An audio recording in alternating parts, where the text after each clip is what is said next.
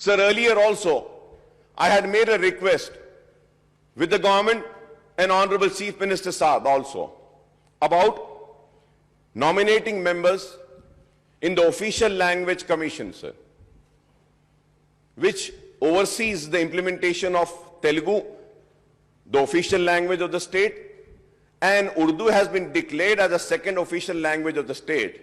I had requested for one Urdu-speaking member to be nominated on Official Language Commission so that the implementation of Urdu can be monitored and a due share and a due, I would say, the second language position can be given to Urdu, sir. Urdu इतनी मीठी जबान है, हम बार बार कह रहे हैं। मैं उम्मीद करता हूं कि हुकूमत जरूर इस पर गौर करेगी और उर्दू के साथ भी इंसाफ करेगी और जिस तरीके से तेलुगु को लेकर चल रही है उसी तरीके से उर्दू को भी हर महकमे में, हर जगह पर उर्दू को भी नाफिज करेगी।